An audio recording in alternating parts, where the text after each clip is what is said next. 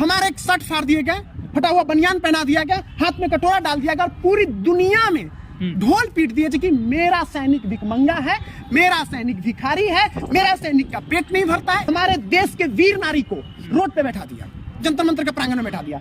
जो कटोरा हमारे हाथ में पकड़ाए हुए थे ना, जिसमें माननीय प्रधानमंत्री जी डालने वाले थे, जैसे ही डालने वाले थे तो ये अधिकारीगण ने ऐसे धक्का मार के पीछे कर दिया हमें और अपना कटोरा, अपना झोली सामने डाल दिया। जिस देश के जवान हंसते हंसते अब देश के लिए बलिदान दे देता है, लेकिन उस देश की वीर नारी आज जंतर मंतर पे 20 फरवरी से और कई समय से कंटिन्यू अपने हक के डिमांड के लिए प्रोटेस्ट करना पड़ता है। कोई लड़का फौज में ज्वाइन किया, 3 साल के बाद माना कि शहीद हो गया, उनकी विधवा को कितना रुपया मिलेगा? देखिए सर, अभी अगर ज्वाइन करेगा तब 21,000 बेसिक पे है, उसका 25-26 हजार उसका बेसिक पे हो जाएगा।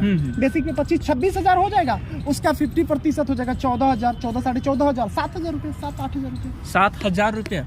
ये उसको 7,000 रुपया ही मिलेगा? 7,000 रुपए। कोई रूम अलाउंस और समथिंग? कुछ नहीं मिलेगा, कुछ नहीं। इसी चीज का यही विसंगतियां है, इसी चीज का जो लड़ाई आज हमारा है वही है। मैं शहादत के ऊपर उंगली नहीं उठा रहा हूँ, उठाना भी नहीं चाहिए। ये देश के हर एक इंसान का कर्तव्य बनता है जी, जिसने देश के लिए बेशक अगर शहादत का सवाल करिएगा तो हम भी सपोर्ट नहीं करेंगे। शहादत दिया है तो हमारा फर्ज बनता है जी कि शहादत के लिए हम खड़ा रहें और उनके परिवार के लिए रिस्पेक्ट करें। तो मैं अधिकारी के शहादत के ऊपर सवाल करता हूँ, ना मैं किसी जवान के शहादत के ऊपर सवाल करता हूँ। देखिए, एक अधिकारी का किसी के बाथरूम में गिर के उसका उंगली का नाखून चला गया, ठीक है, उसको मिल रहा है 2.5 लाख रुपया, वो भी डिसेबिलिटी है। और वही ऑपरेशन पवन की बात कर लेता हूँ, मेरा जन्म नहीं था ऑपरेशन पवन में, लोगों की पांव कटा हुआ है, लोगों की एक हाथ नहीं कटा हुआ है, और आज वो 18,000 में सर्वाइव कर रही है। एक साइड में 2.5 लाख रुपया और एक साइड में 18,000 रुपया। तो क्या माननीय प्रधानमंत्री जी क्या इस विसंगतिया के अगेंस्ट में क्या संज्ञान नहीं ले सकते हैं? 2014 में जनरल सतवीर सिंह 200 दिन जंतर मंतर पर धरना दिए थे। धरना इसलिए दिए थे कि 1 रैंक 1 पेंशन होना चाहिए। भारतीय सैनिक में पूर्व सैनिक जितने भी होते हैं उनको 1 रैंक 1 पेंशन होनी चाहिए। आप अगर भारतीय सैनिक की अब इनकी पूर्व सैनिक की अगर उसकी व्यवस्था की, उनकी पेंशन की व्यवस्था को समझिएगा तो आपका दिमाग चकरा जाएगा। क्योंकि ये देश जो है, ये कहता है इस देश में सैनिक को इतना प्यार किया जाता है, सैनिक जो है, सैनिकों के लिए देश जो है न्यौछावर रहता है हमेशा, क्योंकि सैनिक देश के लिए न्यौछावर रहता है। लेकिन क्या सैनिक की समस्या को कभी आप समझे हैं? ये आपकी समस्या है, बेशक आपको समझना जरूरी है, क्योंकि सैनिक जो देश के लिए बलिदान देने के लिए हमेशा तैयार रहता है, क्या उसकी समस्या को हम अपनी समस्या नहीं समझे? अगर कोई सैनिक 3 साल आर्मी में जॉब करे और खुदा न खास्ता अगर वो शहीद हो जाए, उसके बाद क्या आपको लगता है कि उसका जो पेंशन होता है, उसकी पेंशन की राशि कितनी होती है? हर एक चीज भारतीय सैनिक की, पूर्व सैनिक हमारे साथ जुड़े हुए हैं। इवन की जंतर मंतर पर 2023 में 20 फरवरी से लगातार आंदोलन कर रहे हैं। अभी आए हैं, पटना के गांधी मैदान है और बापू के ठीक सामने में ये जो है सारा कुछ बता रहे हैं, अपनी जो है कहानी बयां कर रहे हैं। सबसे पहले आपका नाम क्या है ये बताइए और रेबल न्यूज इंडिया में आपका स्वागत है। Thank you sir. सबसे पहले तो मेरा नाम है ब्रजेश राठौर, सैनिक ब्रजेश राठौर, और मैं आपके माध्यम से सबसे पहले तो जितने फौजी समाज है और उनके अभिभावक है और उनसे जुड़े हुए लोग हैं, उनसे मैं हम्बल रिक्वेस्ट करूंगा कि जहां पे नेशनल मीडिया हम लोगों को कवर नहीं कर रहा है, ठीक है, और वहीं पे आप लोग सोशल मीडिया लोग कंटिन्यू इस आवाज को 20 फरवरी से कंटिन्यू कवर कर रहे हैं, चाहे वो केरला में हो या चाहे जम्मू कश्मीर में हो, चाहे अरुणाचल प्रदेश में हो, चाहे आपका गुजरात में हो, हर जगह पे आप लोग कवर कर रहे हो। तो मैं सारे अभिभावकों से रिक्वेस्ट करूंगा कि इस चैनल को ज्यादा से ज्यादा शेयर करिए, अगर फेसबुक पे है तो फॉलो करिए और ज्यादा से ज्यादा फैलाइए, ताकि यही वाइट माननीय प्रधानमंत्री तक पहुंचे, माननीय कैबिनेट मंत्री तक पहुंचे, और जो सेनाओं में जो प्रॉब्लम है, जो भूतपूर्व सैनिकों के साथ में जो प्रॉब्लम है, जो 7.5 लाख वीर नारी के साथ में जो प्रॉब्लम हुआ है, उस प्रॉब्लमों को संज्ञान में ले माननीय प्रधानमंत्री जी। वीर नारी कई लोग नहीं समझेंगे, वीर नारी का मतलब क्या होता है? देखिए सर, वीर नारी उनको कहा जाता है जिनका हस्बैंड शहादत दे देता है, देश के लिए हंसते हंसते निछावर कर लेता है। बड़ी दुख की बात है, मैं कहना चाहता हूँ, बड़ी दुख के साथ में कहना चाहता हूँ जी कि उस देश की बहुत बड़ी विडंबना है, जिस देश के जवान हंसते हंसते अब देश के लिए बलिदान दे देता है, लेकिन उस देश की वीर नारी आज जंतर मंतर पे 20 फरवरी से और कई समय से कंटिन्यू अपने हक के डिमांड के लिए प्रोटेस्ट करना पड़ता है। मतलब सैनिक की विधवा जो है वो आज देश के जंतर मंतर पर धरना दे रही है और आंदोलन कर रही है। एकदम कर रही है। देश के जंतर मंतर से लेकर पूरे हिंदुस्तान में आप 3 अप्रैल को देखे होंगे जो रैली मार्च हुआ था, माननीय कलेक्टर साहब के पास में संज्ञान सौंपा गया माननीय महामहिम के नाम पे। तो ये 1-2 संख्या में नहीं, हजारों हजार, करीब 5 लाख भूतपूर्व सैनिक और सैनिक और उनके अभिभावक देश के हर एक डिस्ट्रिक्ट हेडक्वार्टर में थे। आप सोशल मीडिया पे देखिए। लेकिन बड़ी दुख के साथ में कहना चाहता है जी कि उस रेवोल्यूशंस को नेशनल मीडिया ने कवर नहीं किया, जबकि वही नेशनल मीडिया है, वही नेशनल मीडिया जी कोई शहादत पे स्टूडियो पे बैठ के कहती है मैं जवान के साथ में हूं, मैं जवान के साथ में हूं, लेकिन जब आज जंतर मंतर की बात कर ले तो वो नेशनल मीडिया कवर नहीं करती है। यही रीजन है जो कि नेशनल मीडिया, जो कि संविधान के चौथा स्तंभ कहा जाता था, यही रीजन है जो कि आज वर्ल्ड में नेशनल मीडिया की रैंकिंग कमते जा रहा है। हम नेशनल मीडिया पर बातचीत नहीं करेंगे क्योंकि उस पर बातचीत करना ही हमें सही नहीं समझता हूँ। बात हम इस पर करेंगे, हमारे देश के जवान हैं जी, जो शहीद हो चुके हैं, जो इस देश के लिए न्यौछावर हो चुके हैं जी, उनकी विधवाओं के साथ अगर गलत हो रहा है उस पर सवाल होना चाहिए। एकदम होना चाहिए। मोदी जी 2014 में आए, 2014 में जंतर मंतर पर करीब 200 दिन से आंदोलन चल रहे थे जी। उस समय मोदी जी आकर के जय जवान जय किसान बहुत सारे नारा उन्होंने लगाया। इवन कि हम कह सकते हैं कि सैनिकों पर भी रोटी मोदी जी सेके। कुछ दिन पहले भी आए थे, मैं देश नहीं झुकने दूंगा, मैं देश नहीं बिकने दूंगा। आखिरकार देश के जो रक्षक हैं, जो सैनिक होते हैं, उनके जो परिवार हैं, उनके लिए मोदी जी क्या कर रहे हैं वो आप बताइए। देखिए सर, मैं एक बहुत अच्छी बात बताना चाहता हूँ कि एक भूतपूर्व उप मुख्यमंत्री रिवारी की रैली में 3 लाख सेना थे, 3 लाख सेना और उसके अभिभावक और वीर नारी थे। उनमें उनको प्रधानमंत्री के लिए मतलब कि प्रमोट किया गया और उन्होंने प्रधानमंत्री बने 2014 में और उन्होंने वादा किया कि मैं 1 रैंक 1 पेंशन ला के मैं आप लोगों की समस्याओं को हल करूंगा। लेकिन उन्होंने अपने वादा के मुताबिक 1 रैंक 1 पेंशन दिए। लेकिन क्या माननीय मोदी जी को, माननीय प्रधानमंत्री जी की ये दायित्व नहीं बनता जी कि 1 रैंक 1 पेंशन वो गया किसके अकाउंट में?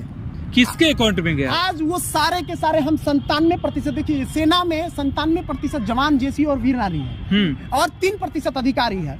जबकि आप 1 रैंक 1 पेंशन में मोदी जी ने 43,700 करोड़ रुपया दिया, लोगों का पेंशन यूटिलाइजेशन करने की कोशिश किया। लेकिन ये इतने सारे अमाउंट सारे के सारे 3% अधिकारी के अकाउंट में चल गए, मात्र 10 से 15% ही अमाउंट उन वीर नारी के अकाउंट में गया। जबकि एग्जाम्पल के तौर पर मैं आपको बताता हूँ, मैं रिटर्न में बता सकता हूँ, जो टेबल मोदी जी के ही सरकार ने टेबल जारी किया, वो टेबल नंबर 7 में देख ले, टेबल नंबर 8 में देख ले और टेबल नंबर 23 में देख ले, जहां पे एक वीर नारी का 2006 में इक्वलाइजेशन की बात कर लेते हैं, 1 रैंक 2006 में 3500 से 4000 पेंशन था। अच्छा, ठीक है, मात्र 3500 से 4000 2006 की बात कर रहे हैं। वीर नारी जो सैनिक जो होते हैं, उनकी जो विधवा होती है, उनकी मात्र 3500 4000 रुपया 2006 की बात है। हाँ, अब वो बढ़ के आज 11,000 हुआ, मात्र 11,000 हुआ है। अच्छा, वो बढ़ के 11,000 हुआ है। जबकि वही पे एक अधिकारी वर्ग में चले जाते। देखिए सर, मैं शहादत के ऊपर उंगली नहीं उठा रहा हूँ, उठाना भी नहीं चाहिए। ये देश के हर एक इंसान का कर्तव्य बनता है जी, जिसने देश के लिए बेशक अगर शहादत का सवाल करिएगा तो हम भी सपोर्ट नहीं करेंगे। शहादत दिया है तो हमारा फर्ज बनता है जी कि शहादत के लिए हम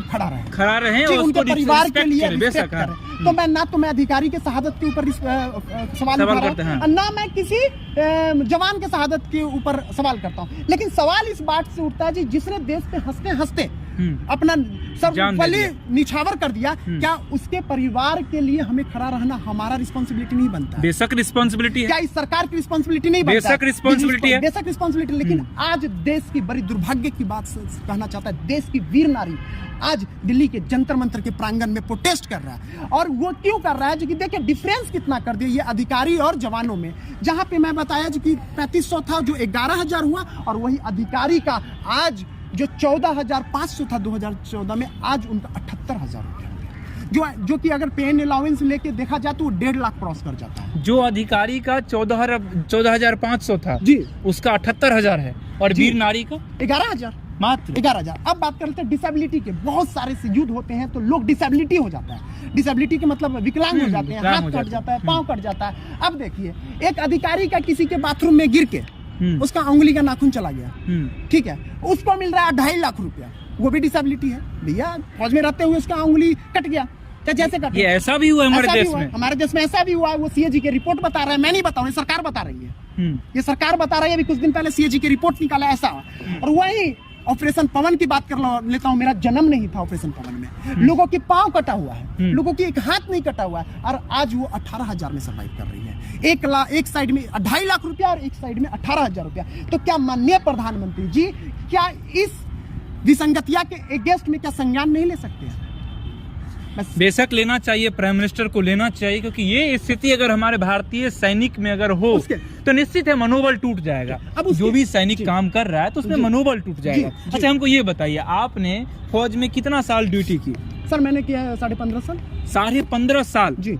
15.5 साल मतलब कब आप ज्वाइन किए थे? 2004 में ज्वाइन किए थे। 2019 में आप रिटायर्ड कर गए? जी जी जी जी। 2019 में रिटायर्ड किए, तो आपको अभी कितना पेंशन मिल रही है? मुझे मिल रहा है 28,000 रुपये। 28,000 रुपये आपको पेंशन मिल रही है? हाँ ठीक है, 28,000 रुपये बोलिए। तो आप जो है अभी आप जंतर मंतर पर जाकर के अभी आप लड़ रहे हैं, उन वीर नारियों के लिए लड़ रहे हैं? जी जी जी जी, वीर नारियों के साथ में जवान के साथ के लिए भी लड़ रहे हैं। जवान के देखिए सर, फौज में जो टर्म्स कंडीशंस होता है, फौज में कोई रिटायरमेंट BRS वॉलंटियर रिटायरमेंट होता ही नहीं है, क्योंकि फौज को जवान रखना है, फौज को यंग रखना है। फौज में हम लोगों का जो टर्म्स कंडीशन होता है 15+2, 15+2। तो जो 15+2 का टर्म्स कंडीशन होता है, तो कोई 15 साल करके अगर आता है तो वो PMR होता ही नहीं है। राइट। ये कोसियारी कमेटी ने बोला है। जबकि माननीय प्रधानमंत्री जी रिवारी के रैली में खुद बोले थे कि भाइयों एंड बहनों, मित्रों, आप विपक्ष के कांग्रेस के चक्कर में मत पड़ना। PMR को मैं आपको दूंगा, PMR वालों को 1 रैंक 1 पेंशन में दूंगा।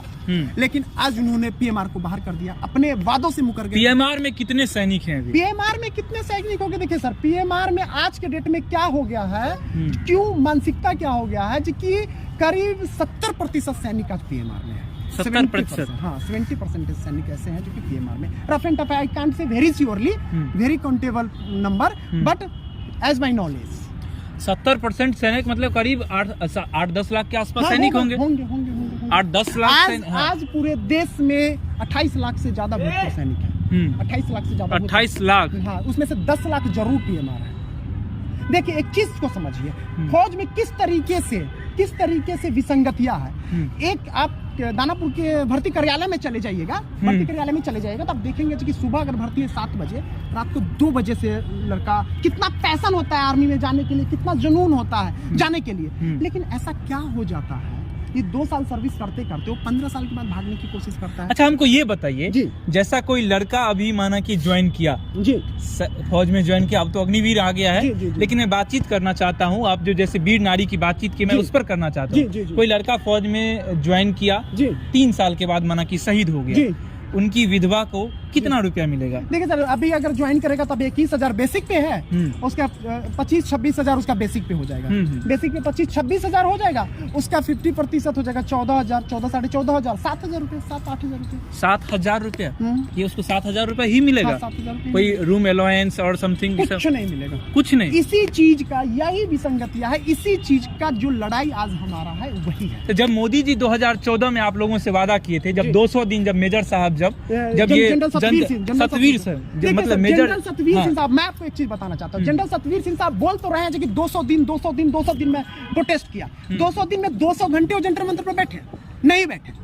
उन्होंने क्या काम किया, हमारे देश के वीर नारी को रोड पे बैठा दिया, जंतर मंतर के प्रांगण में बैठा दिया, हमारे एक शर्ट फाड़ दिए गए, फटा हुआ बनियान पहना दिया गया, हाथ में कटोरा डाल दिया गया, और पूरी दुनिया में ढोल पीट दिए कि मेरा सैनिक भिखमंगा है, मेरा सैनिक भिखारी है, मेरा सैनिक का पेट नहीं भरता है। इस तरीके से ढोल पीट दिए। इस ढोल को सुन के माननीय प्रधानमंत्री जी ने सुना, मैं थैंक्स बोलता हूँ मोदी जी को। देखिए सर, अच्छे कामों के लिए थैंक्स बोलता हूँ, ठीक है, माननीय प्रधानमंत्री को थैंक्स बोलता हूँ। उन्होंने 43,700 करोड़ रुपया 1 रैंक 1 पेंशन में दिया। लेकिन जो कटोरा हमारे हाथ में पकड़ाए हुए थे ना, जिसमें माननीय प्रधानमंत्री जी डालने वाले थे, जैसे ही डालने वाले थे तो ये अधिकारी ने ऐसे धक्का मार के पीछे कर दिया हमें, और अपना कटोरा, अपना झोली सामने डाल दिया।